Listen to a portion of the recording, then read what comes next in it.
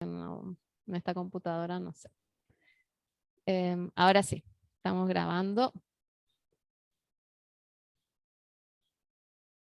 Bien. Bien. En la clase pasada habíamos visto qué era la transpiración. Digamos, la pérdida de agua en forma de vapor. Y que podía ocurrir a través de qué cosas, de qué partes de la planta podía ocurrir la transpiración, y eso daba nombre a los 3 tipos de transpiración. Pueden contestar por Zoom o los que están acá. A través de Por los los poros o estomas, estomas, profe. la Toma. transpiración estomática, ¿qué más? Las Con lenticelas. A través de lenticelas, transpiración lenticelar, o de cutícula, transpiración cuticular. La más importante, entonces cerca del 90%, 95% es la estomática. Es la parte que ofrece menos resistencia, a menos que sea justo un árbol, por ejemplo, de hojas caducas en invierno. Entonces, como no existe ahí la transpiración estomática, lo más importante va a ser la lenticelar. ¿Está? Entonces, habíamos visto, digamos, la definición de esta parte de transpiración y habíamos quedado en la magnitud, que es simplemente, eso está en el programa, digamos, como para que tengan una idea de cuánto se puede perder por transpiración. En algunos estudios que se hicieron para ver cuánta agua pasa a través de la planta, vieron que en el maíz es cerca de 200 litros de agua en la vida de esa planta, lo que se pierde por transpiración.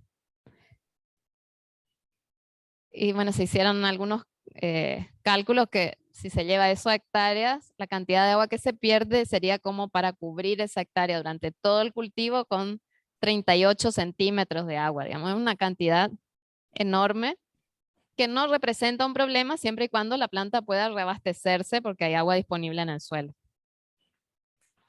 Pero digamos, ¿cuánto pierde? La magnitud varía mucho de la especie, de las condiciones en que está creciendo esa planta. Y, por ejemplo, uno de los casos así como más extremos es en el arce, donde se pueden perder 225 litros por hora. Imagínense la cantidad de agua que se pierde en un bosque, por ejemplo, donde hay agua disponible, los estomas están abiertos y la planta puede perder muchísima agua. Es como una canilla abierta entre el suelo y la atmósfera. Acá tienen algunos ejemplos de pérdidas por transpiración que están en litros y ven desde una leguminosa como viña, que es el porotito, pierde cerca de 49 litros, mientras que la planta de maíz habíamos visto que llega a perder unos 200 litros. Todo depende, obviamente, cuánto transpire, de las condiciones en que esté creciendo también y del abastecimiento que tenga en el suelo, porque si empieza a faltar agua, vamos a ver el mecanismo de cerrar los estomas y ahí va a transpirar menos. Así que todo, vamos a ver en fisiología, todo depende y por ahí analizamos un factor a la vez, pero en realidad la planta en su ambiente está siendo afectada por un montón de factores simultáneamente. Otra idea de la magnitud de la transpiración es algo relacionado con lo que habíamos visto antes, que es cuánta agua se transpira o se pierde por dióxido de carbono que se fija. ¿Se acuerdan? Se abren los estomas y por una diferencia de gradiente sale agua y entra algo de dióxido de carbono. Esa proporción entre cuánta agua se pierde por cantidad de dióxido de carbono que se fija o materia seca que se fija es otra idea de la magnitud de la transpiración. ¿Por qué habíamos visto? ¿Por qué ocurre esta diferencia de que se pierde tanta agua para fijar dióxido de carbono? Algo ya lo habíamos mencionado. Las moléculas de agua son más chicas y se mueven más fácilmente que las de dióxido de carbono. Entonces esa también es una ventaja, que al abrirse los estomas hacen que se pierda más agua de lo que entra dióxido de carbono.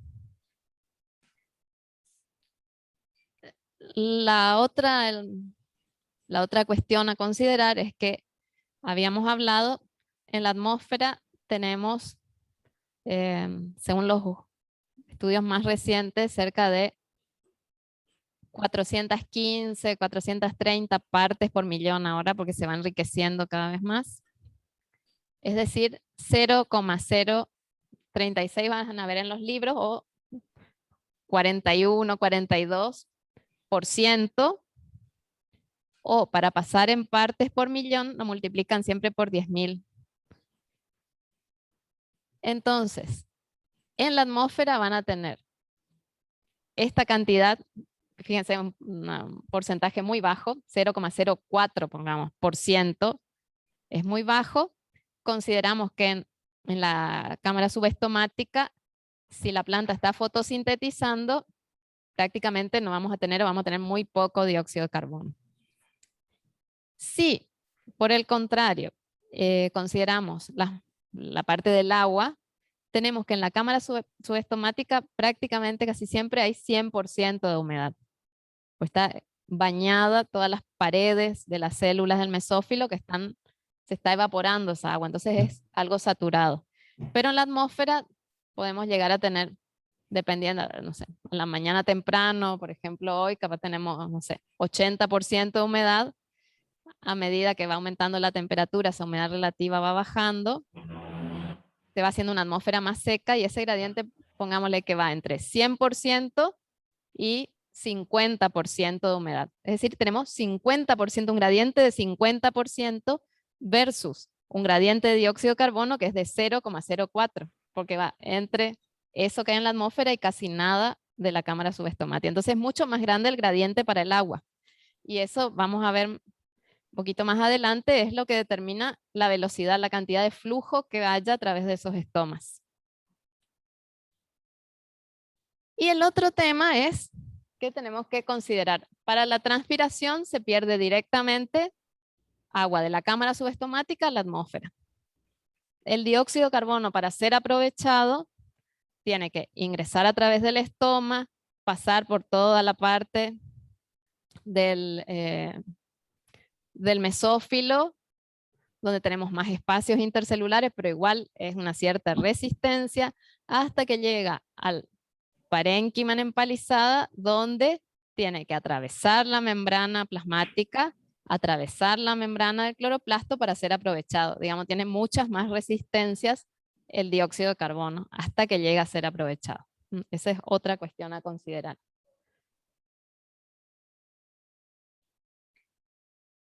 A nivel de cultivo, más adelante, cuando vayan avanzando en la carrera, lo que van a escuchar es como eficiencia del uso del agua.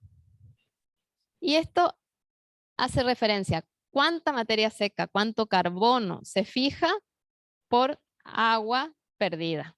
Entonces es materia seca sobre evapotranspiración, sobre cuánta agua se pierde. Las unidades van a ser en gramos o kilos de materia seca, es decir, se cosecha. Para determinarlo hay que cosechar y llevarlo a estufa, sacar el agua y ver cuánto queda, cuánto hay de carbono fijado por kilos de agua que se pierden en ese mismo periodo considerado. La inversa de esto, es decir, cuánta agua se pierde para tener 1 gramo de materia seca o 1 kilo de materia seca, nos da idea de cuánta agua requiere ese cultivo. Requiere tantos litros para producir 1 gramo de materia seca. Esas son unidades más que se usan a nivel de cultivo ya, que van a ver, por ejemplo, en ecofisiología. Dentro de las plantas cultivadas tienen algunas muy eficientes. Fíjense como el ananá, que pierde poca agua por kilo de materia seca que se gana. Que el ananá, bueno, ya vamos a ver después cuando vayamos a fotosíntesis, que tiene algo particular y que lo hace muy eficiente con respecto a la pérdida de agua. Y tienen otros cultivos como la alfalfa, que pierden muchísima agua para fijar 1 gramo de materia seca. Tiene que ver también con el ambiente para el que evolucionaron esas plantas. Si en general son ambientes templados donde es más raro que haya un déficit hídrico pronunciado, entonces no hubo presión de selección para que se desarrollen muchas estrategias de economía de agua. Como en cambio otras, vamos a ver las que están más adaptadas a ambientes secos, tienen otros mecanismos para reducir la pérdida por transpiración al máximo. ¿Sí?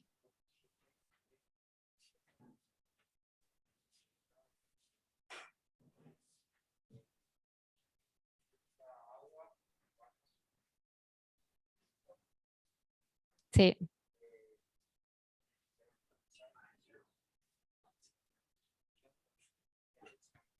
Y eso se considera en el periodo de cultivo hasta que se cosecha. Igual les digo, es bastante variable. Por ahí, bueno, entre especies marcadas para, digamos, para diferentes ambientes bien distintos, ven diferencia, pero por ahí varía mucho de acuerdo a las condiciones de cultivo ambientales. Vamos a ver porque el ambiente va a estar afectando el funcionamiento de la planta completamente. Bueno. Profe, Ahora, sí. ¿podría repetir cuando un compañero pregunta, entonces escuchamos Ah, todos sí, la esa era otra pregunta? cosa que me olvidé. Eso que Gracias. respondí antes era, un compañero me preguntaba si en qué, digamos, estos ejemplos que yo daba, en qué periodo se estaba considerando este requerimiento de agua. En general, estas determinaciones se hacen durante el periodo de cultivo hasta el que se cosechan los distintos órganos, ya sean frutos o semillas o la materia verde, digamos, por ejemplo, en alfalfa, hasta que se puede pastorear. Pero les decía, eso es, digamos, muy variable de acuerdo a las condiciones de cultivo. También son valores en los que hay que indicar, en general, en este tipo de estudios ecofisiológicos. En fisiología nosotros vemos a nivel de la planta. ¿Qué pasa dentro de una planta? ¿Cómo está funcionando? Después, más adelante, en ecofisiología ya ven de un grupo de plantas del cultivo, digamos, a un nivel, una escala más grande. Y por eso en los estudios fisiológicos en general se hacen condiciones controladas porque nosotros estamos viendo la variación de algo muy preciso, a veces regulación hormonal, que van a ver que, digamos, las hormonas funcionan a concentraciones muy bajas y es algo, digamos, muy sensible al ambiente. Entonces se hacen condiciones controladas para asegurarnos de que lo que vemos sea solo debido a ese factor que estamos variando. A nivel de Profe, cultivo sí. sí. ¿Este requerimiento de agua del cultivo es más alto en la fase vegetativa o en la fase reproductiva generalmente? Bueno, va a depender, digamos, todo de la especie que estés considerando. Ah, ok. En la fase vegetativa, digamos, un buen abastecimiento de agua te va a permitir tener que las hojas se expandan y tener buena área foliar que va a permitir la captación de energía lumínica, una buena tasa fotosintética para producir fotosintatos que después van a ser usados en la fase reproductiva. Ahora, la fase reproductiva es una fase crítica donde si a ustedes les falta agua, sobre todo en ciertos periodos que depende un poco de la especie, pueden llegar a tener una falla grave como aborto de flores o polen que puede ser estéril, aborto de frutos. Así que, digamos, yo les diría que el cultivo necesita agua para tener un buen rendimiento en todo el ciclo. ¿Cómo va respondiendo la planta? Depende del momento en el que se encuentre. Si está en la fase vegetativa o incluso menos en la reproductiva, lo que tiende es a mantener. Si está en la reproductiva, va a tender a mantener los frutos. Entonces, puede haber defoliación.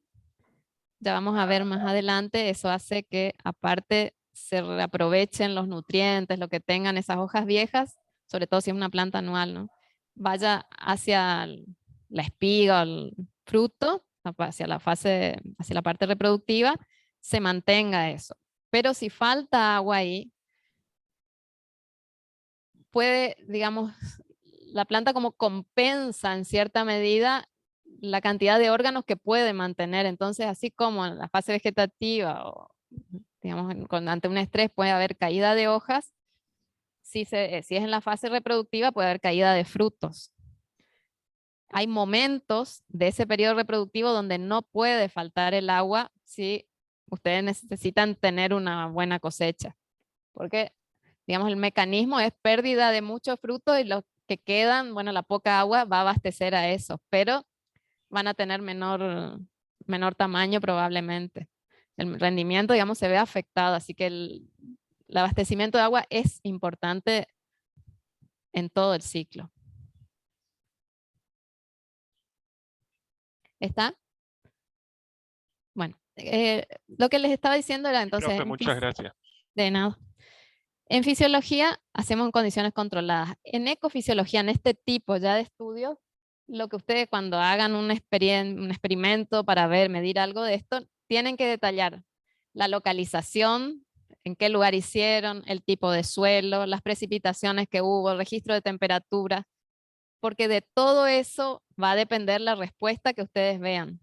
Entonces, para que el que lee después su trabajo pueda decir esto me sirve o no, se parece o no a las condiciones en las que yo estoy cultivando ahora, ustedes cuando hacen este trabajo tienen que determinar, tienen que decir cómo fue ese cultivo, cuánta lluvia hubo, las temperaturas, si hubo algún otro inconveniente, el tipo de suelo en el que estén, porque va a afectar al crecimiento de la planta. ¿Está? Eso ven ya después más en ecofisiología en el seminario. Vamos ahí. Entonces vamos a ver ahora la naturaleza del proceso, cómo ocurre la transpiración. Bien. Entonces dijimos, transpiración es pérdida de agua en forma de vapor a través de los estomas principalmente, entonces es como una evaporación, pero controlada por los estomas, que pueden abrirse o cerrarse.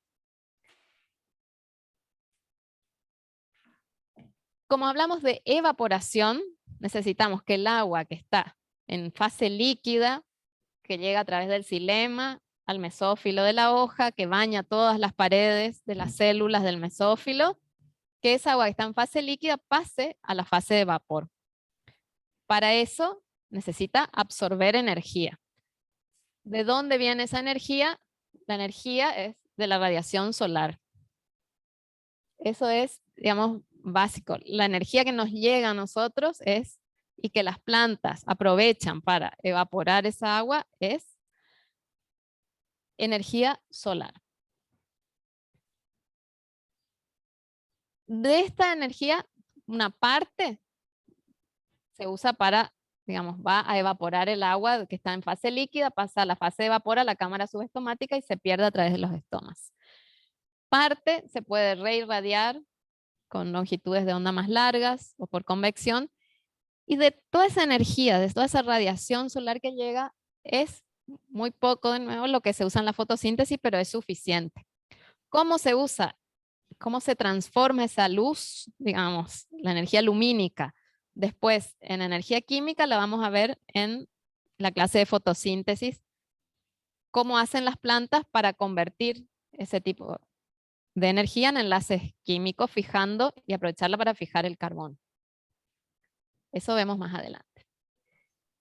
Bueno, entonces, en las clases anteriores habíamos visto que el agua se mueve desde donde tiene más potencial hídrico hacia donde tiene menos potencial hídrico.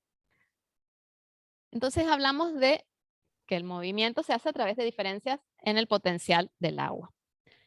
Ahora, como nosotros estamos hablando más ya de agua en estado de vapor que sale a través del estoma, digamos, lo más apropiado sería referirnos a diferencias en la presión de vapor entre la cámara subestomática y la atmósfera.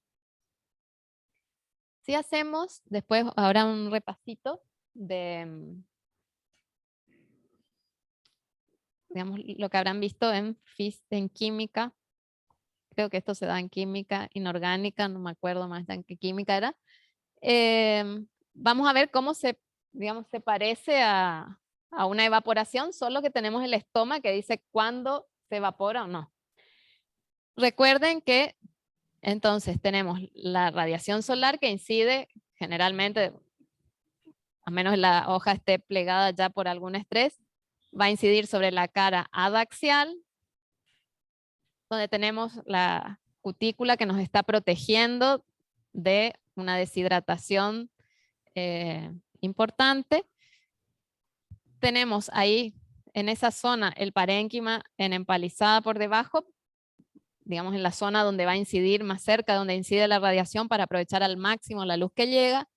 Después tenemos un parénquima más esponjoso con muchos espacios intercelulares que ofrecen menos resistencia al flujo de dióxido de carbono que tiene que llegar al parénquima en empalizada.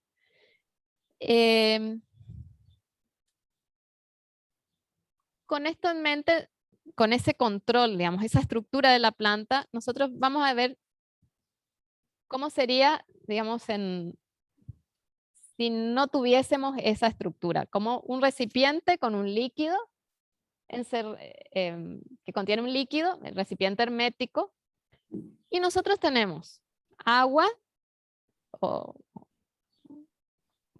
una solución, vamos a poner una solución diluida. Si tenemos agua pura, tenemos nuestro máximo potencial, digamos. Pero supongamos una solución diluida que es como una célula, en realidad tiene, es una solución bastante diluida, no, a menos que esté acumulando solutos, pero si no, nuestro citoplasma lo podemos considerar como una solución.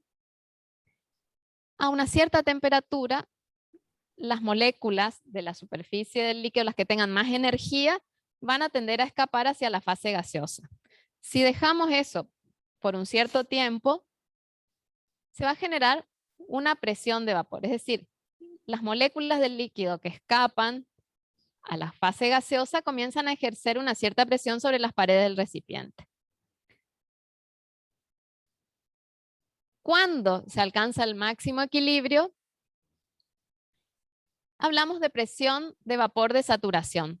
Ese recipiente, la fase, digamos, la parte aérea de ese recipiente contiene el máximo número de moléculas en fase gaseosa que puede contener a esa temperatura.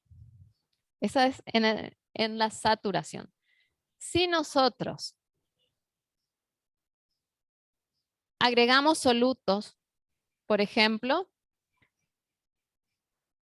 en el líquido, en nuestra solución, le agregamos más solutos, ya algunas moléculas de soluto van a interactuar con nuestro solvente, va a haber menos moléculas que pasen a la fase gaseosa, entonces nuestra presión de vapor de saturación ya ahí, para esa solución va a ser menor. Y por el contrario, si nosotros aumentamos la temperatura, va a haber más moléculas de nuestro solvente, de nuestra fase líquida, y que tengan la energía suficiente para pasar a la fase gaseosa.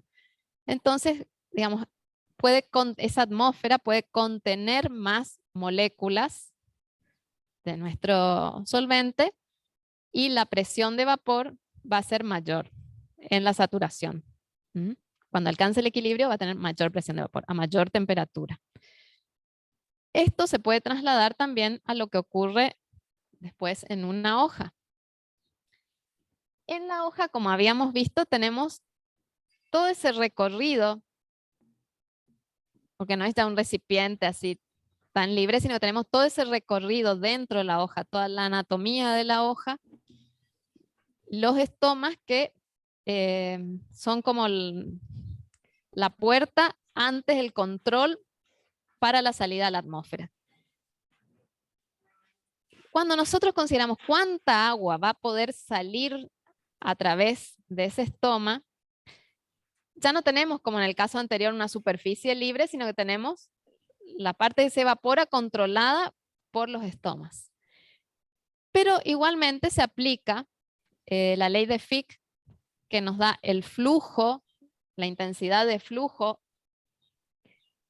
En este caso lo consideramos desde la cavidad subestomática hacia la atmósfera externa, que va a estar determinado por un coeficiente de difusión que depende de una constante, que depende de la molécula que estemos considerando, la sección, que es la A ahí, que la sección no es más que la superficie, digamos el área que ocupan los estomas con respecto a la hoja. Se considera en una hoja así tipo que los estomas no ocupan más del 1% de la superficie de la hoja. Sin embargo, casi toda el agua se pierde por ahí. Por la diferencia de concentración, nosotros habíamos hablado de esa diferencia entre la cámara subestomática y la atmósfera. En la cámara subestomática es prácticamente el 100% de humedad y en la atmósfera es variable la humedad relativa que tengamos. Pero puede estar desde un día de lluvia entre 90 o en un ambiente más seco 30%, dependiendo de cuánta agua haya y de la temperatura a la que esté. Y es inversamente proporcional a la distancia que tiene que recorrer esa molécula de vapor de agua.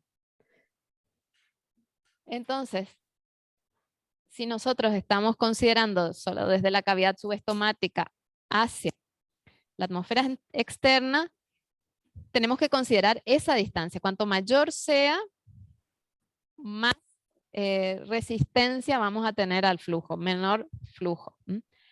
Pero hay que considerar, ahora vamos a ver, que a medida que el agua se va evaporando de la superficie a través de los estomas de las hojas, se va creando todo ese vapor de agua que va saliendo, va creando como una capa más húmeda sobre la lámina de la hoja.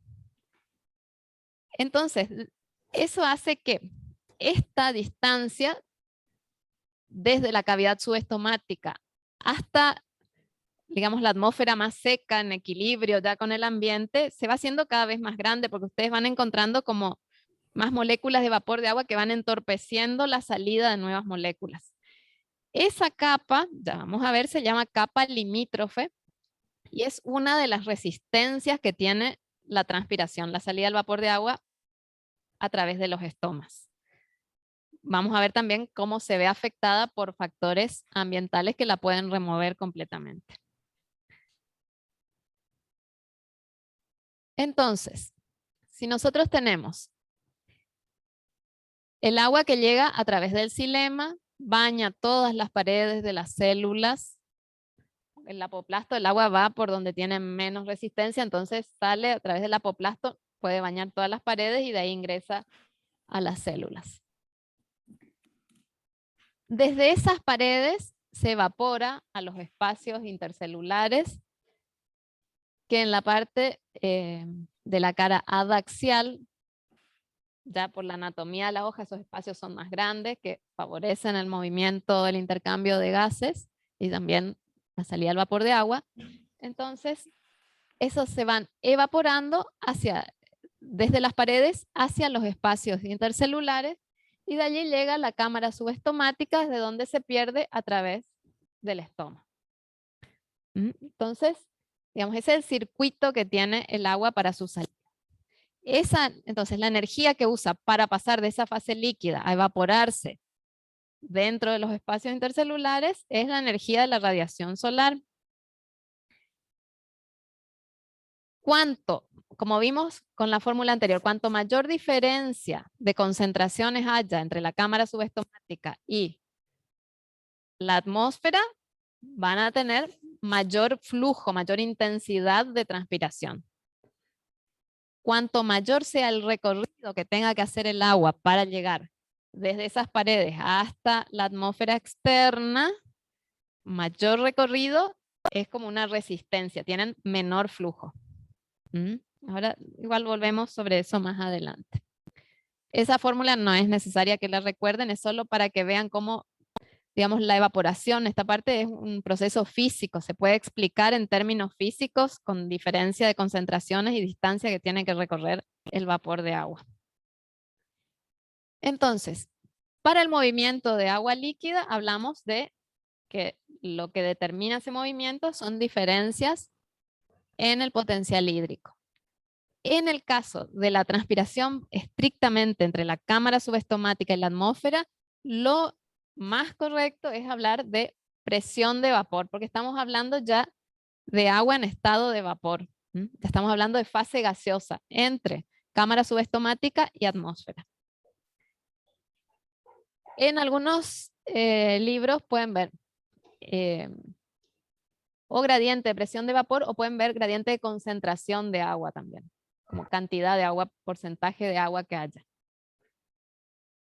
Entonces, en la evaporación tenemos simplemente la pérdida a partir de una superficie libre, donde algunas moléculas adquieren más energía cinética y pasan de la fase líquida a la fase gaseosa, y en las plantas tenemos que está ese pasaje de fase líquida a la gaseosa, pero hay resistencias, porque no es ya una superficie libre, sino que tenemos que pasar por la resistencia a los estomas, o si se va a perder por cutícula, tenemos la resistencia a la cutícula. Hay resistencias, ya no es una pérdida libre de agua.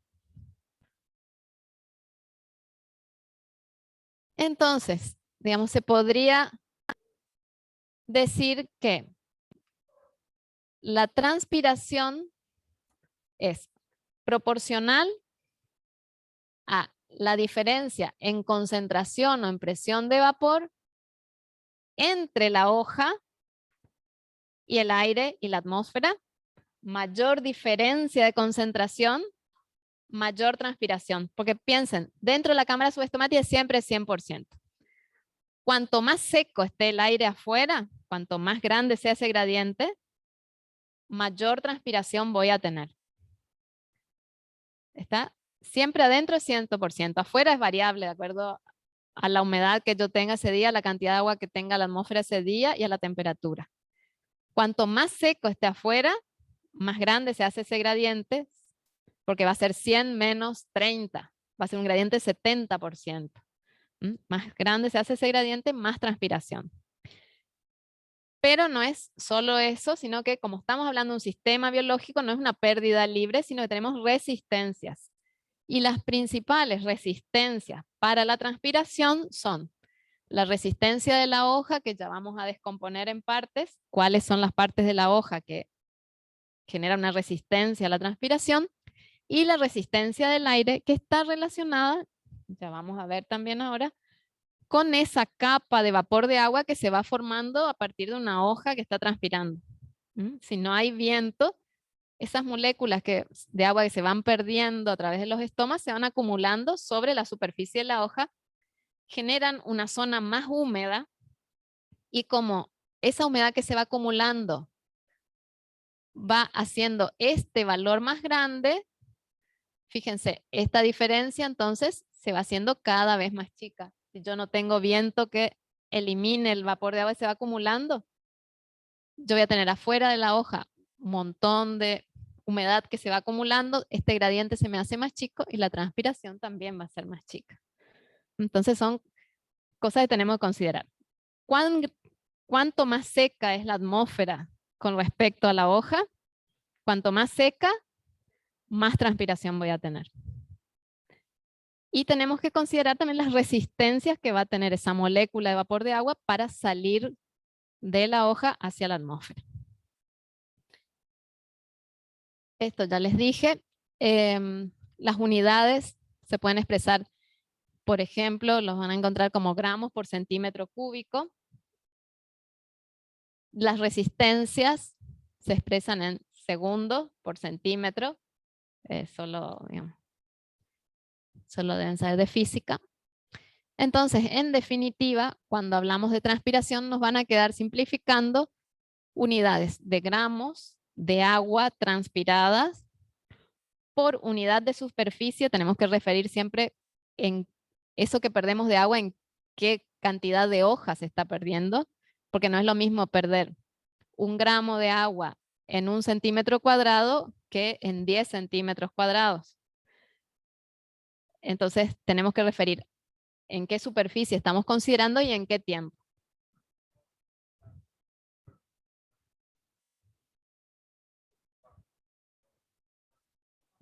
No, superficie de hoja. Se habla de hoja en total, de lámina. Eso tienen un trabajo práctico. Ahora esta semana tienen lo de potencial hídrico. La semana que viene tienen de transpiración. Y ahí se hace uso de esto, digamos. ven un método más casero para medir. ¿Cómo? La E es presión de vapor. Acá ya como hablamos de vapor de agua que se pierde, entonces es más correcto hablar de presión de vapor que de potencial hídrico, pero igual se puede, digamos, existen tablas donde les indican para una cierta presión de vapor a qué potencial hídrico corresponde. Creo que les puse, van a ver que la atmósfera, incluso aunque no esté tan seca, es un potencial hídrico muy negativo. Y eso hace que por diferencia de potenciales o de presión de vapor, la planta pierda mucha agua porque la atmósfera es un ambiente muy demandante, es mucho más seco, entonces, digamos, es inevitable que se pierda agua, desde donde hay más hacia donde hay menos.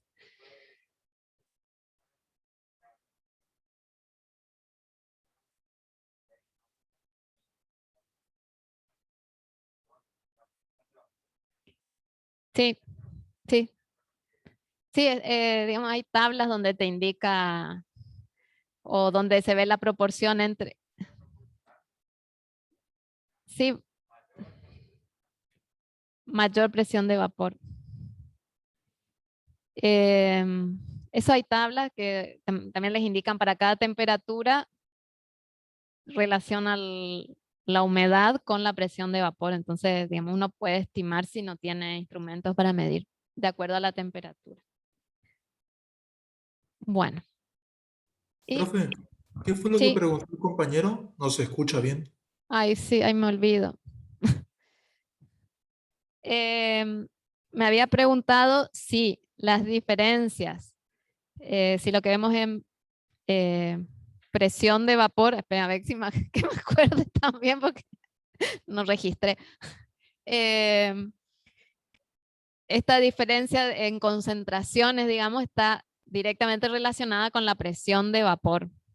Y sí, digamos, se puede usar una u otra. Ustedes dicen cuánta agua hay expresando en gramos de agua por centímetro cúbico, en ese sistema estén considerando, o como presión de vapor, en unidades de presión.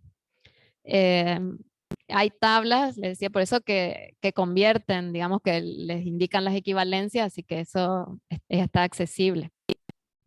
Y no me acuerdo si alguien me había preguntado algo y me olvidé de repetir. O sea, me voy a acostumbrar a repetir las preguntas. Había pensado, pero después no se olvida. Si les parece, hacemos 5 minutitos y seguimos con las resistencias. ¿Sí? Yo para descansar mi garganta nomás, porque aunque tenga el micrófono, eh, me esfuerzo. Hacemos 5 minutos y seguimos con esta parte de las resistencias y vamos a ver los factores que afectan. ¿Está? Bien. No se me vayan los que están por Zoom. En 5 minutos seguimos. 9 y 10 seguimos. ¿está?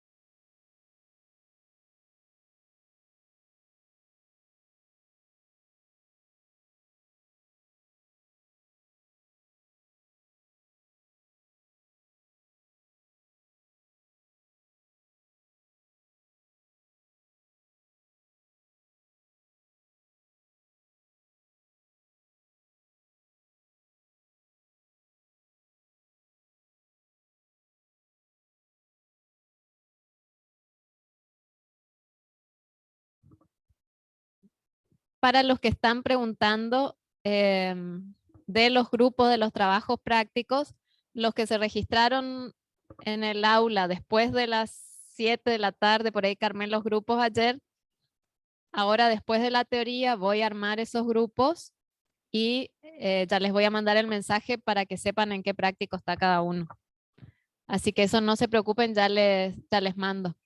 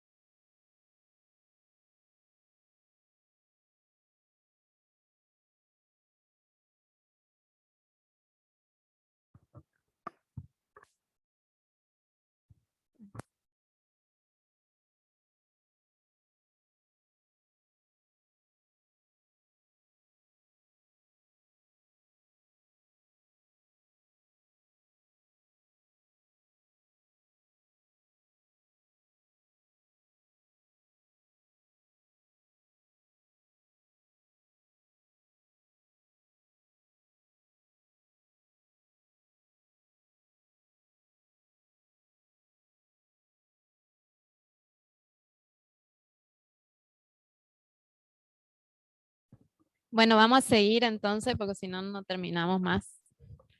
Cada año creo que vamos más lento. Pero bueno, se van agregando cosas. Pero bueno, después llegamos igual al final. Vamos a terminar de alguna forma. Entonces, a ver, acá hay otra pregunta. Bien. Bueno, repito por si por ahí alguno no estaba, los que se registraron en el aula virtual después de las 19 horas de ayer no tienen el grupo, pero ahora cuando vuelvo les asigno el grupo y les mando el mensaje para que sepan en cuál están. Bueno, Y vamos a seguir entonces viendo las resistencias que tiene el agua para la transpiración, digamos, para atravesar la hoja y salir a la atmósfera. Ay, acá tengo que marcar de nuevo esto. Vamos a poner la flecha. Entonces, tenemos, por un lado, la resistencia del mesófilo, que en general es bastante baja, ya vamos a ir viendo cada una. Después tenemos la resistencia de los estomas, que esa sí puede ser muy importante si los estomas están cerrados. Y la resistencia de esa capa limítrofe, que es esa capa de vapor de agua que se va acumulando por sobre la lámina. Y por otra parte, si supongamos que estén los estomas cerrados, que no haya mucha transpiración estomática, la que se hace importante es la resistencia de la cutícula también, que a través de la cual va a tener que salir el agua. Entonces vamos a ir viendo cada una de estas. Este es un esquema que está bastante lindo, de una publicación bastante reciente. Por ahí les pongo esa otra aclaración.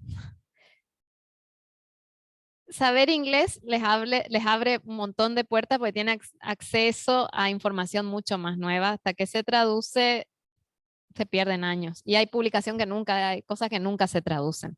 Por ahí les pongo, porque salen artículos científicos, que ahí hay que diferenciar entre lo que escribe alguien que interpreta algo y escribe, por ejemplo, en Wikipedia, y los artículos científicos que se mandan a revistas científicas que tienen revisores que leen eso, controlan, chequean la información, que por lo menos la metodología que se usa para llegar a esas conclusiones sea válida, que tenga un buen análisis estadístico, que tenga un buen número de repeticiones, y esas publicaciones científicas dan una información más confiable porque pasaron por varios controles antes de ser publicadas. Entonces, por ahí, cuando encuentro algo que pueda servir para las clases, hay cosas que están ya, digamos, a niveles de complejidad muy altos, pero por ahí todavía salen algunas revisiones con esquemas o cosas como que van facilitando la comprensión de algunos procesos, y por ahí les traigo. Pero, digamos, son cosas nuevas de revistas científicas. Y en esta me gustó, como para que les quede, no tiene muchas palabras tampoco complicadas, donde analizaron las resistencias, digamos, para el ingreso del dióxido de carbono y para la salida del agua. Acá, como les decía, el dióxido de carbono no solo tiene que pasar por el estoma, por esa resistencia, sino que después tiene que atravesar membranas también hasta que es aprovechado. Entonces, como su camino es más largo y más complejo, hasta que llega al estroma de los cloroplastos, donde vamos a ver que después es aprovechado. Y la salida del vapor de agua tiene, en cierta medida, menos resistencia, pues no tiene que atravesar ya membranas, que en muchos casos es el punto de control y que limita la velocidad de los procesos. ¿No hay pregunta? No. Bueno. Entonces vamos a hablar de la capa limítrofe, que era entonces, está constituida por esas moléculas de vapor de agua que se van evaporando a través de los estomas y se acumulan sobre la lámina de la hoja. Ahí tienen la definición. ¿De qué va a depender esta capa limítrofe, esta resistencia? Por un lado, de la presencia o no de viento que remueva ese vapor de agua y traiga aire más seco que va a estar en contacto con la lámina. Si el aire está quieto, se van acumulando estas moléculas de vapor de agua y se hace una capa limítrofe más alta, más larga, más espesa, que ofrece mayor resistencia a la transpiración, porque al acumularse vapor de agua disminuye ese gradiente entre la cámara subestomática y la atmósfera. Si hay viento, trae aire seco que renueva y se mantiene ese gradiente alto y la hoja sigue perdiendo agua. Y de lo otro, de lo que depende, es de la geometría de la hoja. Si son hojas más lanceoladas, o bien hojas de mayor superficie, de mayor ancho. Entonces tienen, por ejemplo, en una hoja de algodón o en alguna otra hoja ancha, las resistencias que pueden estar en el orden de 3 segundos por centímetro, mientras que en hojas típicas de gramíneas, más con menor ancho sobre todo, que es lo que más efecto tiene, tienen menores resistencias de cerca de 1 segundo por centímetro. Eso, digamos, porque una hoja más fina es como que es barrida más fácilmente, mientras que en una hoja más ancha la región central de esa hoja por lo menos es, digamos, ofrece como más resistencia a que el viento remueva el vapor de agua.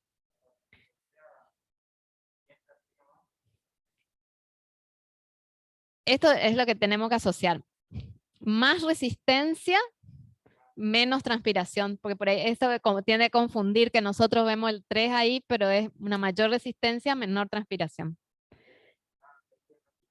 Eso es resistencia, como que esa va a tener menos transpiración, por lo menos si consideramos este tipo de resistencia de la capa limítrofe. Obviamente después, bueno, para ver la cantidad de transpiración total no es solo esto que tiene importancia, sino otras características de la hoja. Hay varios factores. Esta resistencia es uno.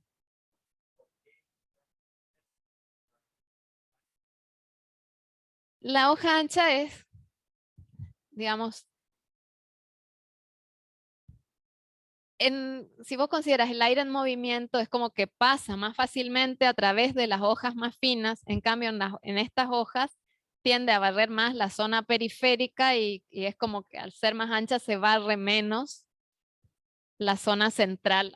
Digamos, tiene que ver el ancho de la hoja. Como que ofrece más resistencia a que el viento elimine todo el vapor de agua de la hoja.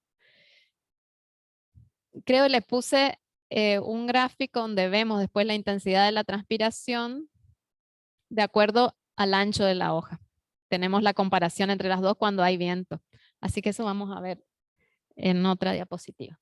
Por ahora vemos, eso creo que sí, les puse en viento, en factores que afectan a la transpiración, está más adelante. Después tenemos, a ver si no hay preguntas, no. Tenemos la resistencia de los estomas.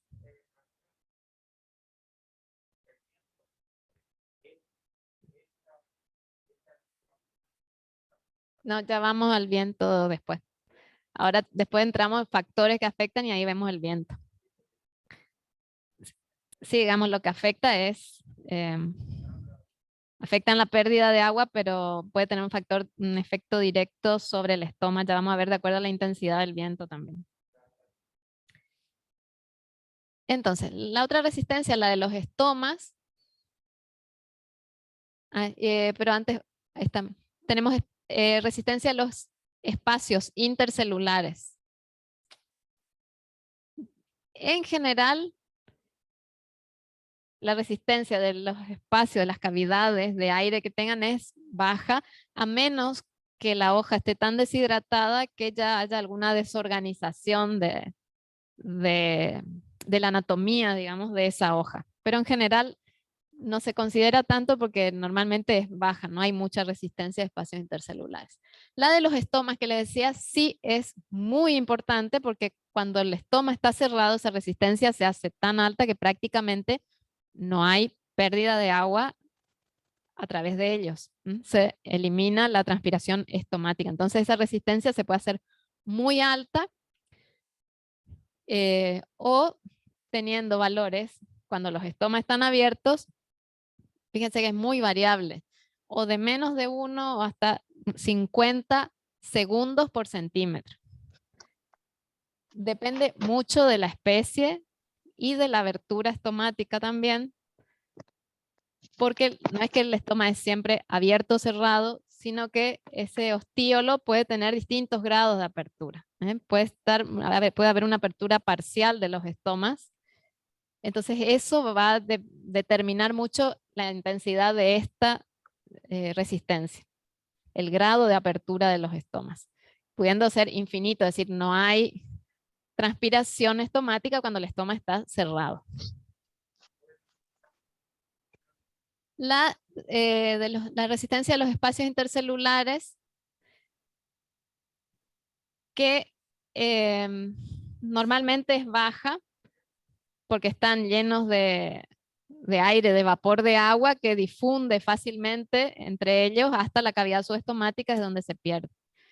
A menos que la célula esté marchita, que se pierda un poco la organización, se deshidraten, que se pierda la organización de ese mesófilo, y ahí, bueno, al marchitarse se pierde un poco, aumenta esta resistencia, como se pierde la estructura normal de una hoja turgente, donde el parénquima lacunoso ahí, digamos, es ideal para el flujo de vapor de agua. Normalmente no hay mucha resistencia ahí porque es precisamente evolucionó de esa forma la anatomía de la hoja para facilitar el intercambio de gases. Entonces, en general no es alta esta resistencia, a menos que la hoja esté ya marchita y se pierda la estructura normal.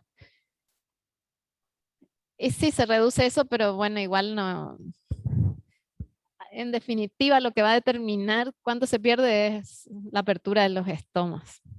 Eso es y por eso la planta tiene mecanismos para cerrar los estomas en caso de que haya un déficit hídrico.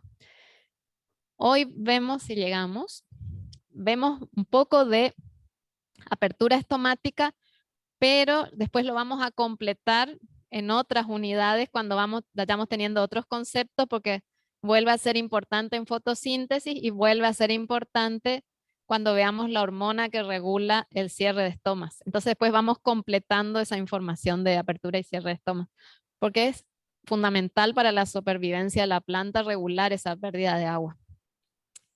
Y es uno de los temas donde todavía hay mucho para entender, que se siguen haciendo estudios para comprender bien otros factores que están regulando ese movimiento estomático.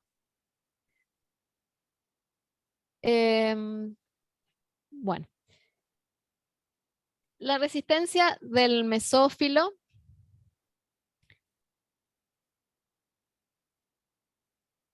en este caso tenemos que considerar, digamos, el pasaje desde que llega a la hoja a través de las nervaduras, llega por el xilema y, digamos, baña las paredes de todas las células hasta que se evapora los espacios intercelulares.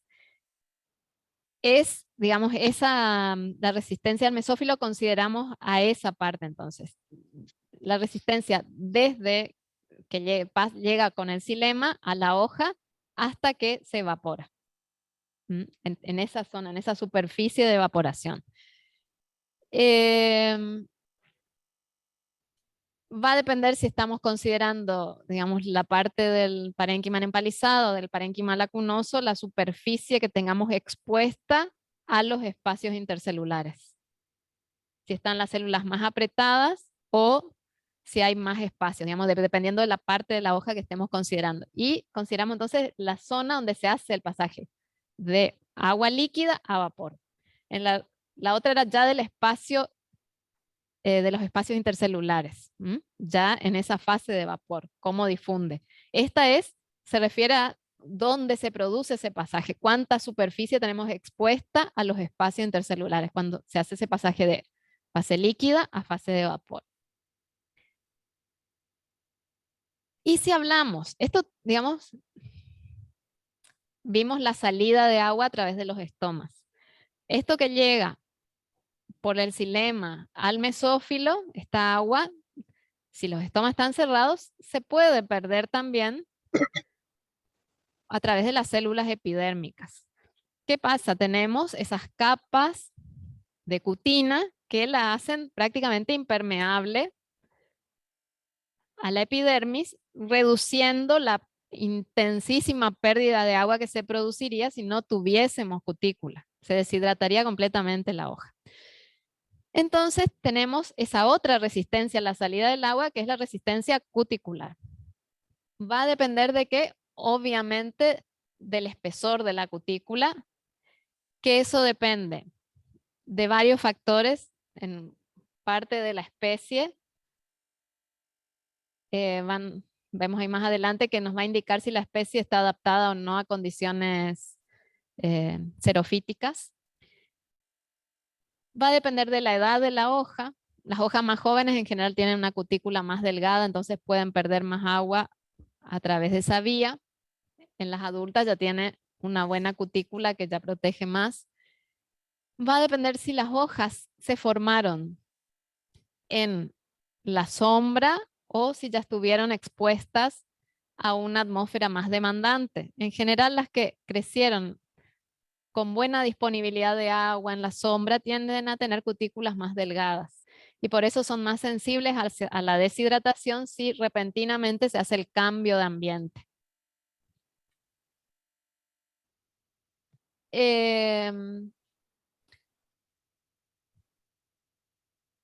Esta resistencia cuticular en general es más alta que la resistencia estomática y por eso se pierde casi toda el agua a través de los poros y no a través de la cutícula.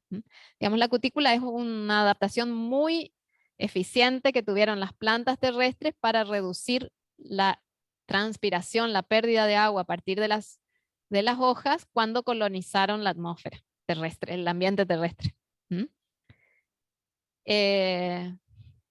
Por eso consideramos que cerca del 90-95% del agua se puede llegar a perder por estomas y solo alrededor del 5% a través de la cutícula. Digamos. Es una resistencia bastante alta en general.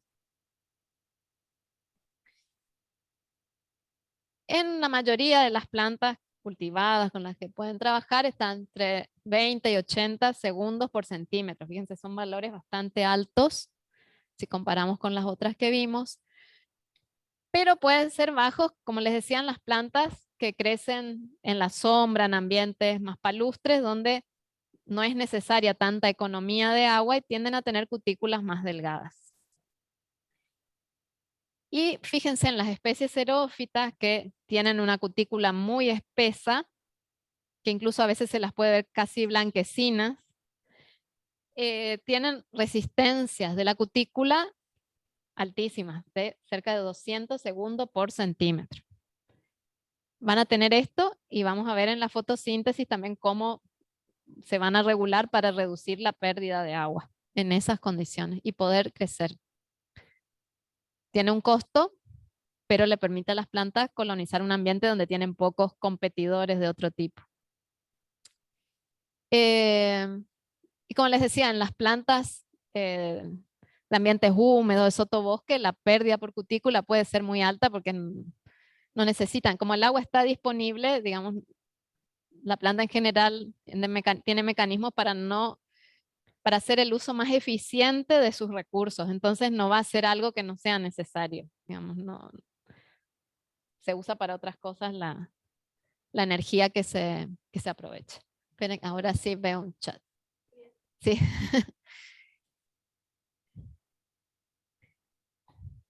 Sí. Estos son valores en general, así, ejemplos que pueden encontrar en los libros. Después, digamos, para cada especie uno podría ir determinando cuánto se pierde. Pero varía mucho, como les digo, de la especie, para qué estuvo adaptada y de las condiciones en que creció esa misma especie, porque dentro de una misma especie no es lo mismo una planta que creció en la sombra, con buena disponibilidad de agua, que una que ya sufrió un cierto grado de estrés durante su crecimiento, ya va a tener otros mecanismos de defensa. Entonces, esto les doy así más o menos entre especies, pero dentro de la misma especie también pueden tener variaciones. Así que, digamos, esto hay que considerar. Me estoy dando cuenta de que no corté la grabación en la pausa. Otra cosa a tener en cuenta. Vamos a ver si se puede editar después para que no tengan que mirar 10 minutos en blanco. Bueno. Estos son valores así, ejemplos generales que pueden encontrar en los libros, pero depende mucho, les digo, del ambiente. Ustedes van a ver variación dentro de la misma especie de acuerdo al ambiente. Y nosotros incluso en cámara de cultivo, las plantas que crecen iguales y hay una cierta variación entre plantas. Son plantas, son organismos vivientes y por ahí hay algo que hace que una responda ligeramente diferente a otra. Después tenemos los métodos de determinación. Digamos, algunos de los métodos para determinar la transpiración, que vamos a ver brevemente algunos, tienen un trabajo práctico de esto en la clase de la semana que viene. Tenemos métodos gravimétricos, uno más o menos cualitativo, cloruro de cobalto. Se puede medir el vapor de agua que se pierde. Porometría, acá vamos a ver qué instrumento van a poder usar a campo. Y métodos volumétricos, que uno de estos es el que se usa en el trabajo práctico. Entonces, dentro de los gravimétricos tenemos, simplemente se corta el órgano del que quiero medir la transpiración y se pesa, pero tienen que ser, digamos, hay que cortar y pesarlo porque si no ya se puede ir deshidratando y nosotros no llegamos a registrar ese valor. Entonces se va pesando, por ejemplo, un peso, espero un minuto, vuelvo a pesar, espero un minuto, vuelvo a pesar y voy viendo cuánto va disminuyendo el peso. Se puede empezar en macetas, estos son experimentos en general cortos donde tengo la planta bien regada en una maceta, se cubre la superficie para evitar pérdidas por evaporación y se va pesando en el tiempo. ¿Qué hay que tener en cuenta acá? Que si ustedes, digamos, hacen experimentos muy largos, si bien la transpiración me daría pérdida de peso porque va consumiendo el agua que está en la maceta, si la planta está haciendo fotosíntesis, está fijando carbono, entonces van a medir en realidad el balance entre esas dos cosas, entre el agua que se perdió y lo que fijó de dióxido de carbono si fuese un experimento muy largo. Entonces en general se usa en intervalos más cortos. Como siempre, cantidad de agua transpirada por unidad de superficie por tiempo.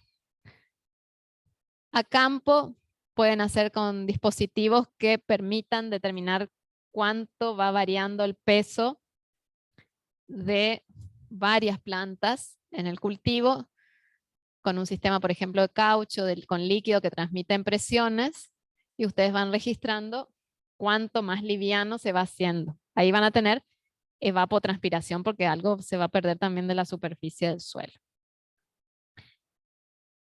Otro método, digamos, es más o menos cualitativo porque ustedes ven un cambio de coloración con cloruro de cobalto, que cuando está deshidratado es de color azul, y vira al rosa cuando absorbe humedad.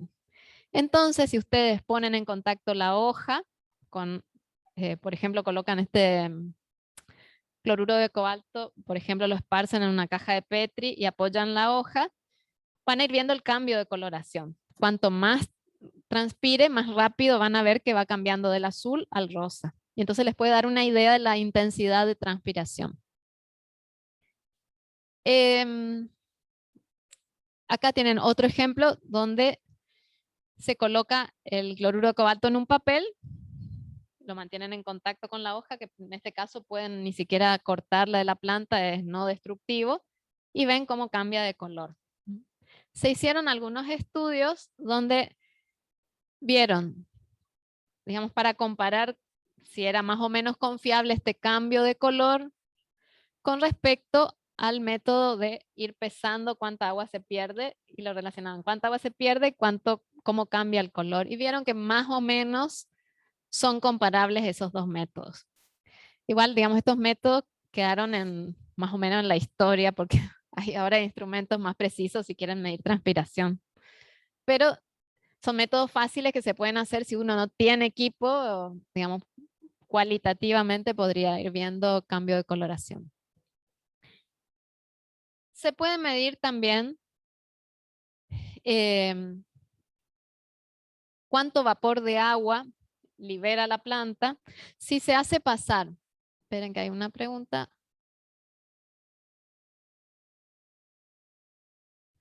Ahora vivo en Instagram.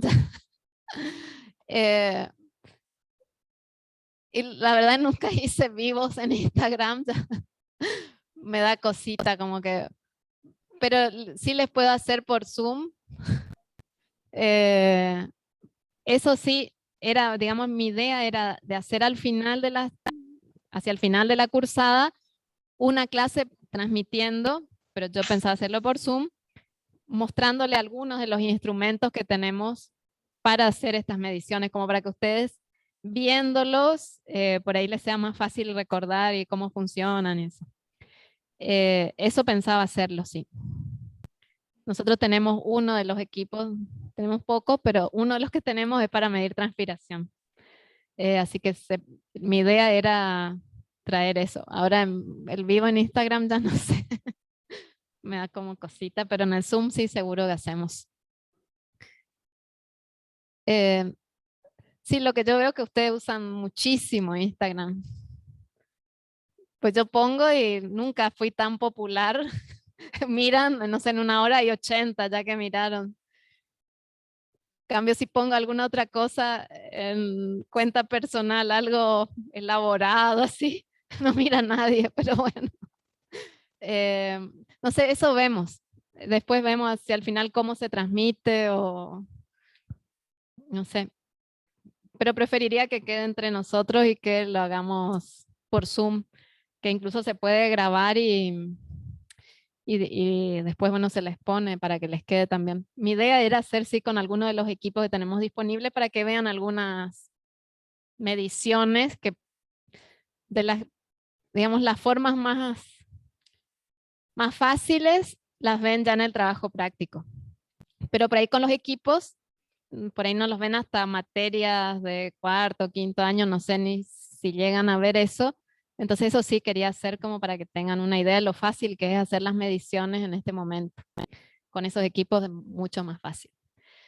Bueno, entonces, en este método simplemente hacemos entrar aire con una humedad conocida, pasa alrededor de la planta y se recoge en cloruro de calcio, que es una sal que tiende a absorber la humedad. Entonces tenemos cloruro de calcio anhidro, cuando llega al vapor de agua, va absorbiendo, aumentando de peso, y eso es lo que se determina.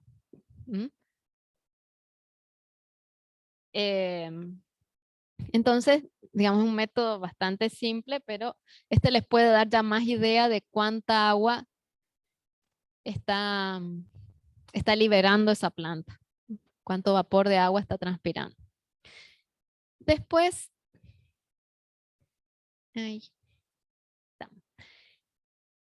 tenemos métodos volumétricos, donde ahí lo que vamos a medir es cuánta agua está absorbiendo esa planta. Es un método indirecto, porque no estamos viendo el vapor de agua que libera, sino cuánto absorbe. Pero dijimos que es del agua que absorbe la planta, casi el 97% lo transpira. Entonces podemos considerar que hay una relación muy estrecha entre agua absorbida y agua transpirada. Prácticamente toda. El agua que absorbe transpira. Entonces, eso nos permite usar este método donde siempre vamos a tener cantidad de agua que se absorbe por unidad de superficie que nosotros tengamos de la rama que estamos colocando, ya vamos a ver cómo funciona, en unidad de tiempo. Esta sería una estructura clásica de un potómetro. Ya vamos a ver más adelante con el ejemplo con el que se usa en clase. Y lo que les decía es que hay una relación muy estrecha entre la cantidad de agua que se absorbe y la transpiración. Entonces podemos usar este método para estimar cuánta agua pierde y es un método muy simple. Este es, digamos, el potómetro que normalmente se usa en las clases y es simplemente un soporte de madera, un tubo de goma. En uno de los extremos se coloca la planta cuya transpiración quiero medir y en el otro tenemos una pipeta graduada. Entonces se expone la planta a distintos factores, se puede poner en el sol, se le puede colocar un ventilador para simular el viento. En otro tratamiento sacan mitad del área foliar para ver cómo eso afecta, y lo que ustedes van a ir haciendo es ir midiendo cuánta agua va absorbiendo, que está en relación con el agua que se pierde. Entonces tenemos un nivel inicial al comienzo del experimento, el nivel final, ustedes hacen la diferencia y pueden determinar cuánta agua está absorbiendo. Eso van a ver en el trabajo práctico. Los otros métodos están relacionados con la conductancia estomática, es decir, si el estoma está abierto, van a tener mucha transpiración. Si están cerrados, se reduce esa conductancia estomática y se reduce consecuentemente la transpiración. Estos métodos se conocen como porometría. El hecho de medir, ahora vamos a ver, si yo coloco este instrumento, estoy midiendo cuánta agua se libera, me está dando una idea si los estomas están abiertos o cerrados.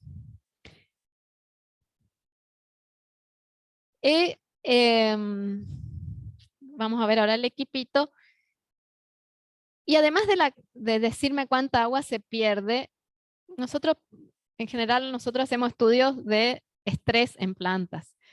Entonces a nosotros medir con esto lo que nos indica es si yo mido y veo que está transpirando poco a esta hora, por ejemplo, que yo sé que los estomas tienen que estar abiertos, y yo mido poca transpiración, me dice, esos estomas están cerrados y esa planta está estresada.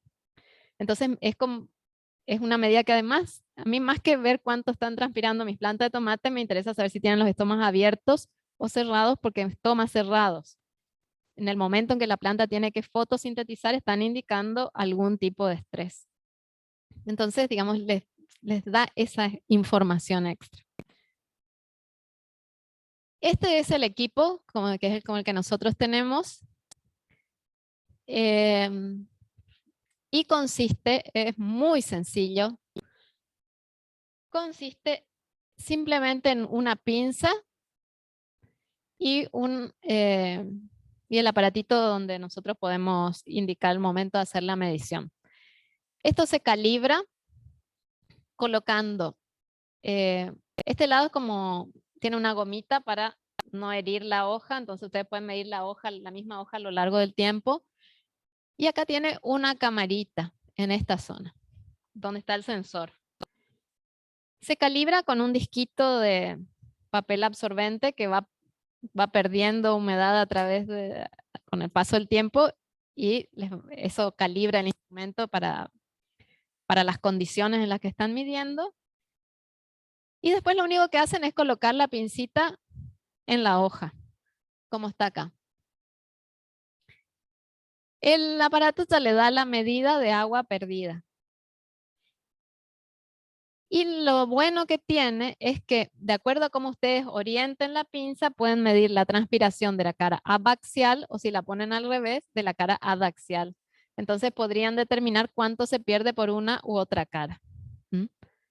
Y digamos, una medida muy rápida, se pierde más tiempo calibrando a veces que midiendo, es muy sencilla, y además a veces de indicarle cuánta agua se pierde, que a veces eso no es lo que buscamos, sino indicar si hay algún tipo de estrés en la planta. Si la planta está con los estomas cerrados, por ejemplo, yo estoy midiendo mi cultivo, es probable que le esté faltando agua y por eso se cerraron los estomas. Entonces les da más información sobre si esa planta está sufriendo algún tipo de estrés. Y vamos a ver los factores que afectan a la transpiración. Esto, digamos, es bastante sencillo. Tenemos factores externos e internos. Dentro de los externos son muchos. Desde la intensidad de la radiación, la temperatura, la humedad relativa, el viento y obviamente el agua del suelo, cuánta humedad tengamos. Y dentro de los factores internos tenemos todo lo que se refiere a los estomas, cuántos hay, si están abiertos o no, las características de las hojas, como por ejemplo presencia de tricomas, el área foliar que tengamos y la especie si tienen arrollamiento o algún tipo de curvatura, y todo lo que tenga que ver con las raíces, que son las que van a permitir a la planta recuperar el agua que se transpira. Entonces, la radiación solar habíamos dicho que es muy poco, digamos, de la que llega a lo que realmente se usa en fotosíntesis, y el resto produce un aumento de la energía. Una parte se puede disipar, pero una gran parte de esa energía que llega se emplea en la evaporación de moléculas de agua. El agua, acuérdense, tiene un alto calor latente de evaporación, entonces absorbe mucha energía para pasar a la fase gaseosa, y eso es lo que en parte es una de las ventajas que tiene la transpiración, que es ese enfriamiento de las hojas. Entonces la radiación solar tiene un efecto sobre la transpiración, y además, al tener efecto sobre la temperatura ambiental, va a aumentar la demanda atmosférica. Este instrumento portátil es un porómetro. Viene de porometría, la medida, digamos, de poros de los estomas se refiere, como una misura, una medida del agua que se pierde a través de los estomas. Las unidades les dan en micromoles de agua por metro cuadrado por segundo. Ya les da una medida directa de agua.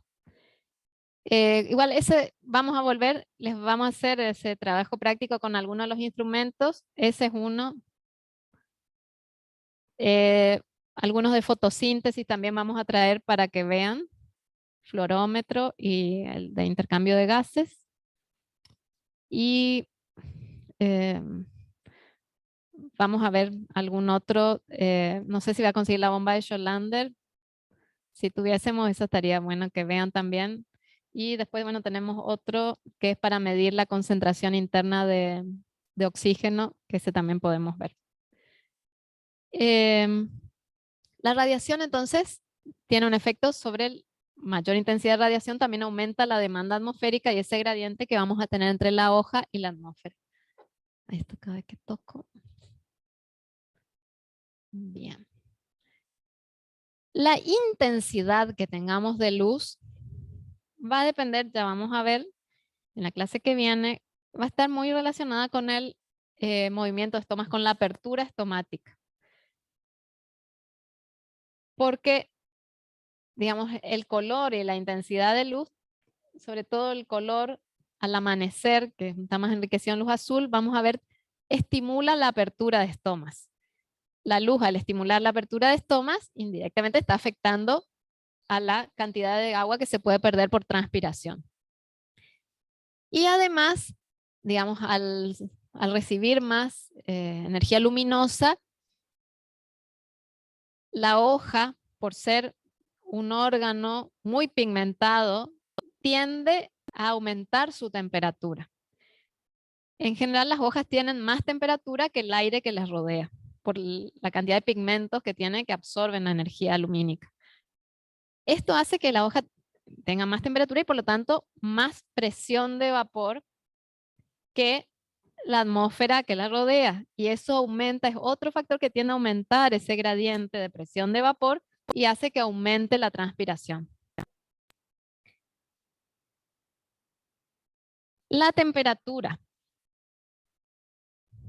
La temperatura en sí del aire que rodea a una planta tiene un efecto directo sobre la humedad relativa, porque a mayor temperatura esa atmósfera tiene más capacidad de retener vapor de agua y por lo tanto si no se incorpora agua a ese sistema, al aumentar la temperatura disminuye la humedad relativa y eso va a afectar el gradiente entre la hoja y la atmósfera. Acá tienen un ejemplo, digamos, de las medidas para que puedan ver. En la hoja, ustedes tienen, no me acuerdo si puse así. En la hoja, ustedes tienen prácticamente en la cámara subestomática siempre 100% humedad. Llega el agua en el xilema, se evapora los espacios intercelulares y llega a la cámara subestomática. Mientras que el aire podemos considerar en un día normal tengamos cerca de 60% de humedad relativa.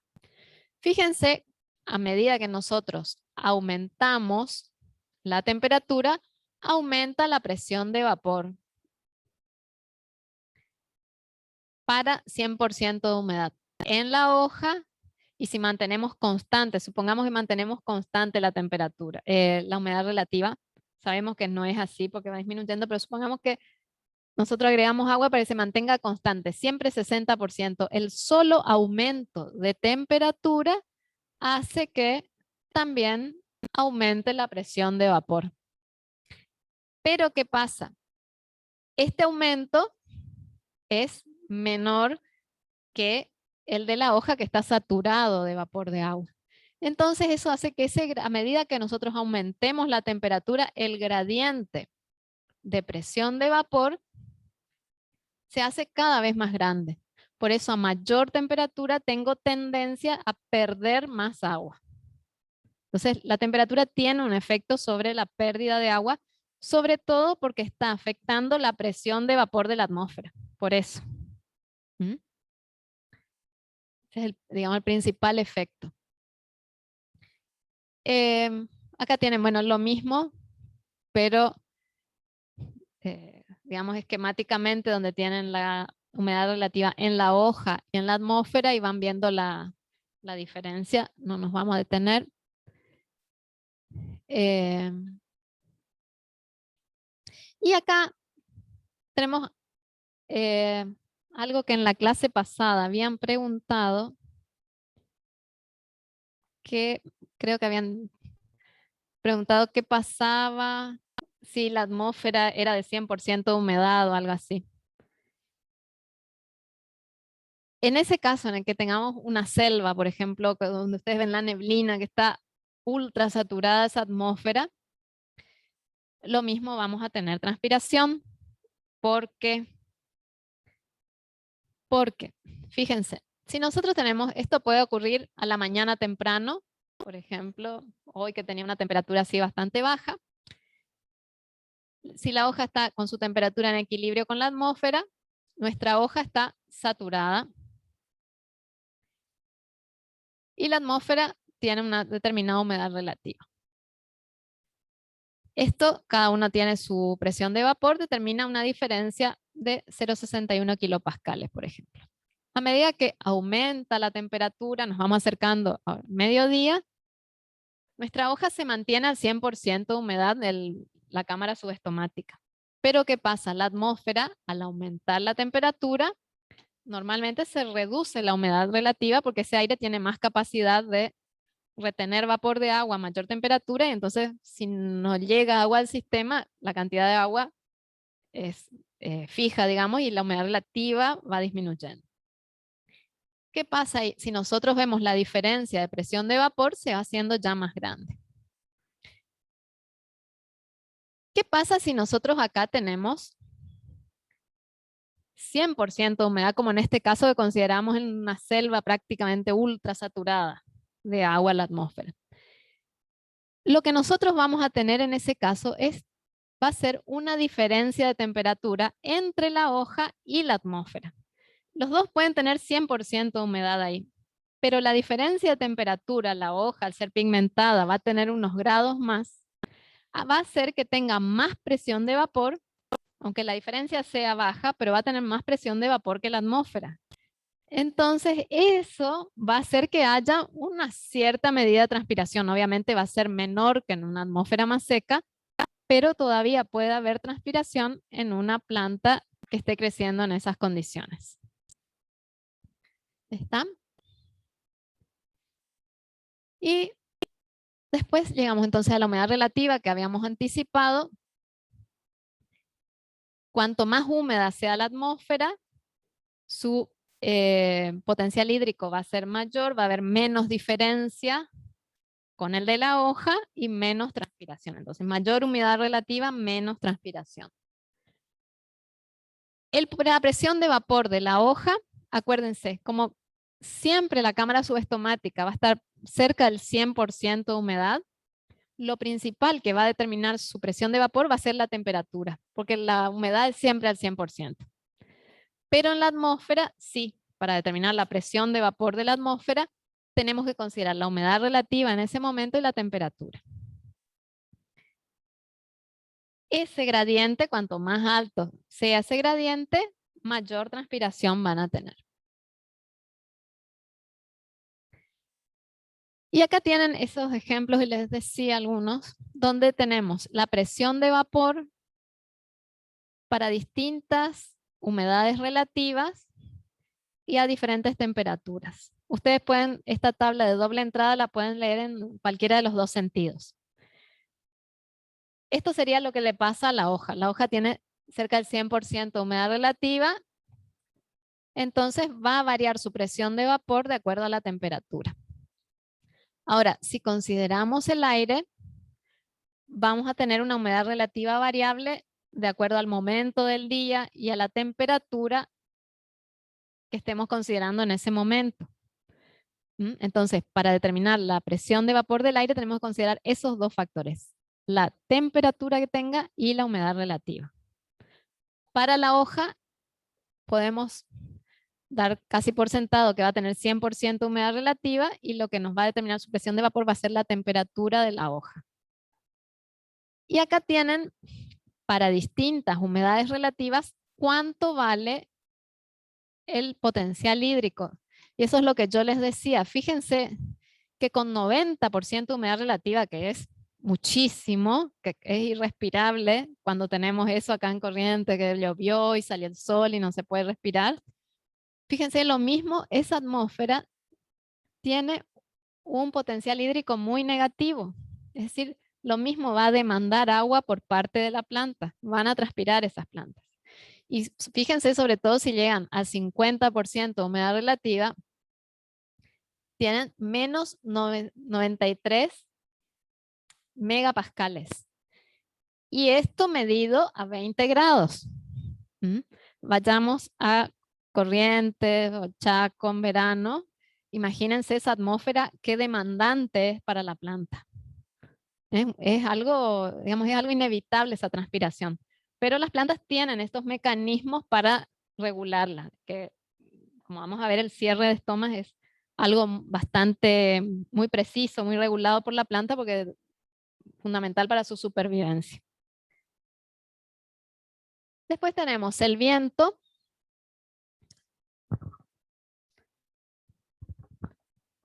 Seguimos unos minutitos más para terminar esta parte. Tenemos el viento que va a tener efectos sobre esta capa limítrofe que teníamos. Lo que hace el viento, nosotros tenemos agua que se va evaporando, queda en contacto con la lámina de la hoja, se va acumulando vapor de agua. El viento lo que hace es barrer esa capa limítrofe, reduce la resistencia del aire, mantiene el gradiente y estimula más pérdida de agua. Entonces, en general con el viento, si nosotros tenemos que remueve la capa limítrofe, tenemos que aumenta la transpiración. Y eso tienen acá un gráfico donde tenemos la velocidad del viento y cómo va produciendo un aumento en la transpiración. ¿Qué pasa? Vamos a considerar también, porque tiene mucho que ver también la velocidad del viento y el grado de apertura de estomas. Entonces, nosotros en este gráfico tenemos la intensidad de la transpiración. Fíjense, acá tenemos en gramos de agua por metro cuadrado por segundo. Esto es intensidad de transpiración en función de la apertura estomática. Entonces, si yo le digo un gráfico de intensidad de fotosíntesis en función de la concentración de dióxido de carbono, lo que ustedes van variando es el dióxido de carbono y miden cómo varía la fotosíntesis. En este caso, yo tengo intensidad de transpiración en función de la apertura estomática. Eso es algo que tienen que practicar esto de los gráficos porque a veces se confunden. Yo acá lo que voy variando es la apertura estomática y mido cómo varía la transpiración. Y tenemos dos líneas. Una con el aire quieto, sin viento, y ven que acá tenemos los estomas cerrados. A medida que se abren, aumenta la transpiración hasta un cierto límite, pero después no tiene tanto impacto que se siga abriendo el estoma, porque al no haber viento se va acumulando ese vapor de agua y hace que la transpiración se vaya reduciendo, que no aumente tanto su intensidad.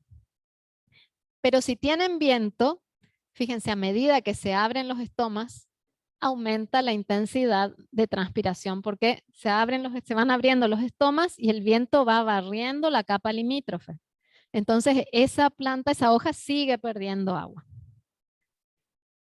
Y acá tienen el Profe, otro. Sí, una consulta con respecto a eso. En el caso, o sea, en el caso de que se abren las estomas y haya mucho viento, ¿no? sí. Transpira mucho la planta, pierde mucha agua. En ese caso, ¿cuándo es el mejor momento para regar la planta para devolverle esa agua, digamos? Después de que pase el viento o regar en ese momento, digamos. Todo va a depender, digamos, si es solo por viento, pero tu planta, digamos, bueno, en general no es que va a ir a regar porque haya viento. Ahora, si ya tu planta venía creciendo con poca disponibilidad de agua y hay viento, ahí sí podría ser más grave. Si vos tenías todavía algo para recuperar, el viento va a cesar en unas horas y vamos a ver que induce el cierre de los estomas en muchos casos. Entonces esa hoja deja de transpirar y cuando cesa el viento se puede volver a abrir el estoma siempre que tengas agua en el suelo. Ahora, si tu cultivo ya estaba sufriendo y hay viento fuerte, digamos, la medida que podés hacer es determinar el potencial hídrico de esas hojas y ver si necesitas regar ahí o no, si están, digamos, si pueden recuperarse cerrando los estomas, el agua está en el suelo, alcanza para recuperar lo que se perdió por transpiración, o si ya esa hoja tiene un potencial hídrico muy negativo, pues no alcanza a tomar el agua del suelo y entonces ahí sí tendrías que regar. Pero vamos a ver, digamos, el viento lo que hace es estimular la transpiración, pero aunque haya viento, si es solo el viento, pero la planta lentamente puede ir recuperando del suelo, simplemente se produce un cierre de estomas y después se recupera, digamos, la planta vuelve a absorber agua, disminuyendo la transpiración, toma agua del suelo y recupera su potencial hídrico. Ahora vemos cómo la intensidad del viento va a tener digamos, un efecto también diferencial. Pero digamos, en ese caso, vos tenés que ver si hay vientos fuertes. Si vos venías ya con un cultivo que estaba sufriendo, sí puede causar una deshidratación muy grave y por ahí te conviene regar. Pero si todavía hay agua disponible en el suelo, la planta tiene mecanismos para no deshidratarse en esas condiciones y vos podrías esperar. Si vos querés determinar si regás o no, lo que puedes hacer es medir el potencial hídrico, digamos, conociendo tu cultivo y ver si está sufriendo o no, si puede recuperar agua del suelo o no, porque eso sería lo fundamental. Si transpira mucho pero puede recuperar, no es un problema. Ahora, si está transpirando más de lo que puede absorber realmente del suelo, sí, puedes tener una deshidratación más grave. ¿Está? Pero, digamos, ahora vemos esto. Fíjense acá, porque digamos, si ustedes tienen un viento suave, acá tienen la velocidad del viento. Y este les había puesto porque tenemos los dos tipos de hojas. Tienen en triángulos unas hojas de 1 centímetro de ancho. Y en círculos tienen una hoja de 5 centímetros de ancho. Eso Esto está relacionado también con lo que vimos antes de la resistencia de las hojas. Acá tienen la velocidad del viento y acá tienen cuánto es de espesor en milímetros esa capa limítrofe. Fíjense que con las hojas más delgadas tienen una capa limítrofe más reducida, de poco más de 1 milímetro o menos. Y eso, recuerden, poca capa limítrofe quiere decir que hay menos resistencia a la transpiración. Esas hojas finas, como las de gramínea, tienen menos resistencia a la transpiración. En cambio, las hojas anchas tienen una capa limítrofe más espesa y eso hace que en esas hojas anchas tengan más resistencia a la transpiración. Cuando ustedes aumentan la velocidad del viento, sobre todo en la hoja ancha se ve mucha la caída de esa capa limítrofe. Al irse barriendo esa capa limítrofe, ustedes saben que se va reduciendo la resistencia a la transpiración y la planta va a perder más agua. Entonces, ahí pueden ver el efecto del viento sobre la capa limítrofe y de esta sobre la resistencia a la pérdida de agua. Lo otro importante acá que vean es que, digamos, la caída más grande, la variación más grande se produce con intensidades de viento no tan elevadas, pero cuando aumentan ya es muy poca la variación. Es decir que nosotros al tener viento muy fuerte, digamos, ya no es proporcional, no es que sea tan fuerte, se va a perder todavía más agua, sino que ya variando por sobre un cierto límite no tiene tanto efecto, ya superando, fíjense, superando por ejemplo los 7 metros por segundo de velocidad, ya es poca la variación, porque eso ya es suficiente para barrer toda la capa limítrofe y por más que aumente ya no tiene un gran impacto sobre ese espesor. Otra cosa sí, es para que entre la escala nada más en el gráfico. Digamos, si tuviesen más espacio en el libro, es un descenso gradual. Otra cosa que tienen que considerar acá con la velocidad del viento y que tienen que ver con esto que yo les decía que la planta tiene mecanismos, entonces si tiene agua en el suelo, por ahí no necesitas regar porque haya viento, es que al aumentar la velocidad del viento también tiene un efecto como refrigerante sobre la hoja. Entonces, en cierta medida, vientos más fuertes tienden a enfriarla y a disminuir la presión de vapor de la hoja. Y otra cosa que vamos a ver relacionada con apertura y cierre de estomas es que el viento, digamos, al ser fuerte, puede causar una deshidratación directa de las células oclusivas y causa el cierre de los estomas en forma directa. Vamos a ver, se llama un cierre hidropasivo porque no está regulado por la planta, sino que es algo físico. El viento pasa, deshidrata esas células, se cierran los estomas y así se reduce la transpiración con intensidades del viento más altas. Entonces no es proporcional. Mayor viento, sí, voy a tener más transpiración porque ustedes ven acá que mayor intensidad del viento, hay más transpiración. En el gráfico anterior también vimos. Hay más transpiración, pero cuando aumenta mucho ya no es proporcional esa pérdida porque vientos más elevados enfrían la hoja y pueden producir el cierre de estomas, reduciendo en parte esa pérdida de agua. Entonces, la velocidad del viento es importante cuando consideremos el impacto que tiene este factor sobre la transpiración. ¿Estamos? Bueno, no hay preguntas. Y finalmente, dentro de los factores externos tenemos la humedad del suelo, que obviamente va a tener efecto sobre la transpiración porque si yo no tengo agua en el suelo que se pueda recuperar, la planta va a cerrar los estomas y se va a reducir la transpiración, porque digamos, tiene ese mecanismo de percepción.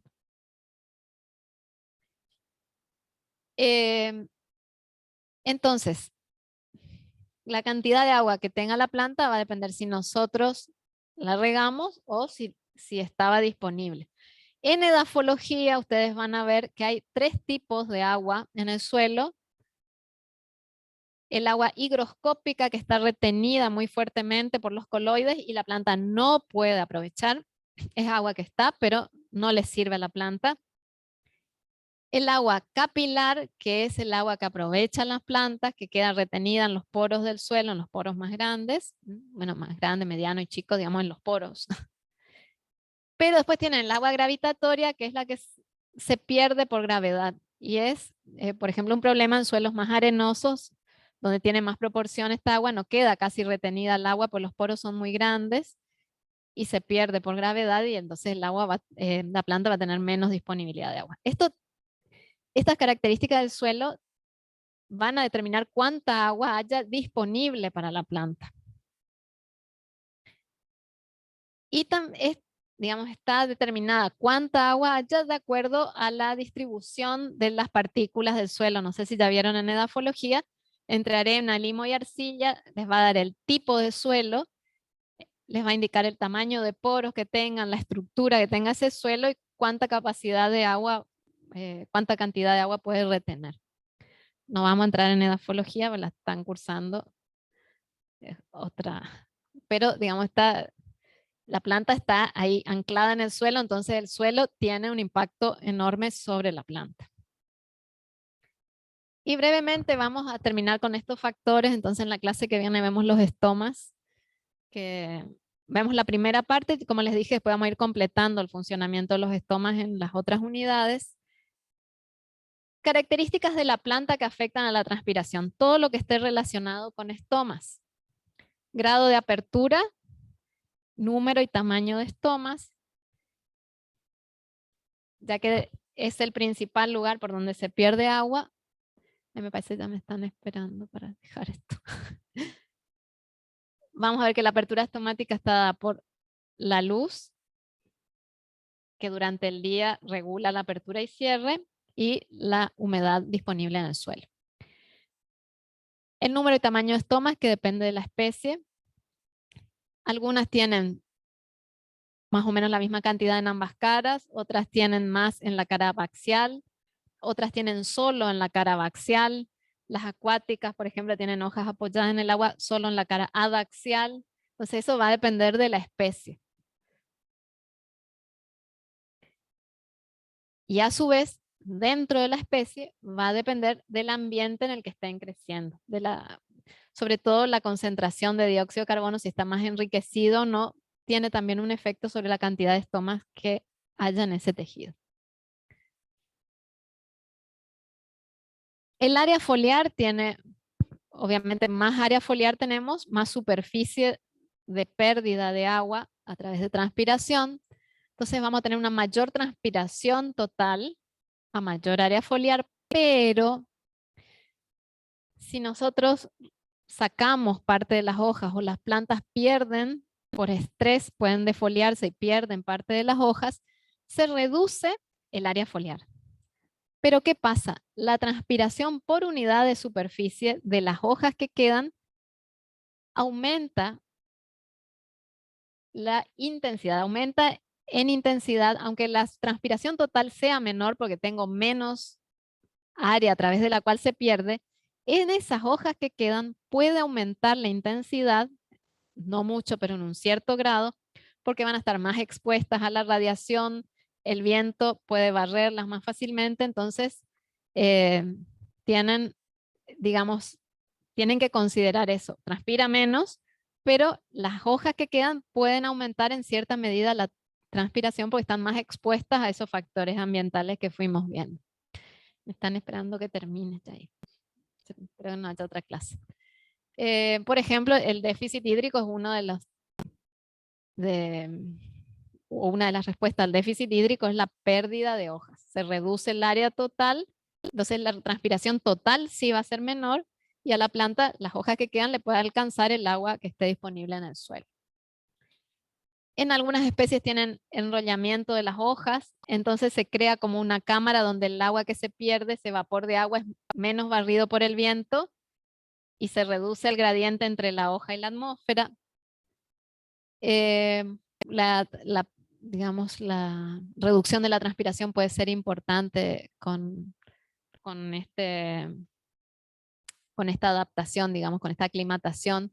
En algunas hojas, como en las hojas, pueden exponer la cara abaxial con pelos, entonces reflejan más la radiación y tienen esta menor impacto.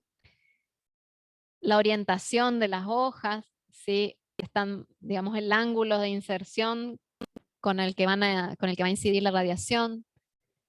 La dimensión, eso fuimos viendo, el ancho de las hojas, cómo va a tener un efecto sobre la resistencia del aire, mayor en las hojas más anchas, menor en las hojas más delgadas.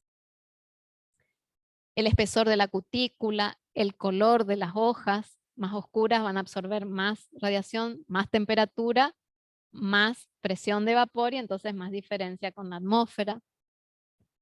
La presencia de tricomas, si están vivos, pueden aumentar la superficie por donde se pierde agua, pero en general los tricomas lo que hacen es crear como una barrera para el viento.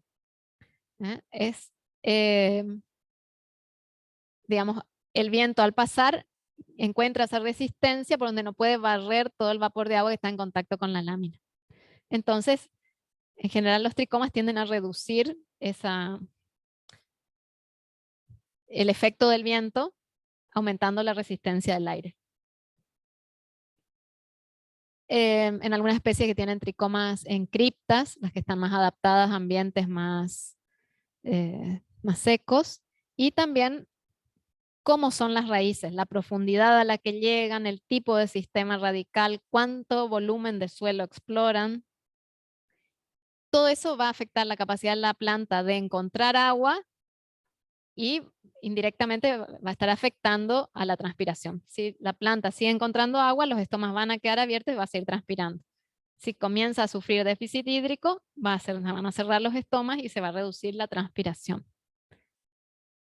Y hasta ahí llegamos hoy porque ya me parece que... Bueno. En la clase que viene entonces vemos cómo se regula la apertura y cierre de estomas y algunas formas en las que ustedes pueden controlar a la transpiración. ¿Estamos? ¿Alguna pregunta? Recuerden los que no tienen todavía el grupo de trabajos prácticos, ahora yo los incorporo y les aviso cuando les toca.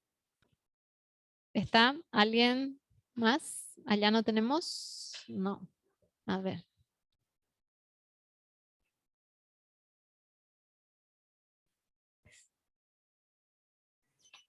El miércoles sí tenemos la clase de teoría. El miércoles vamos a tratar de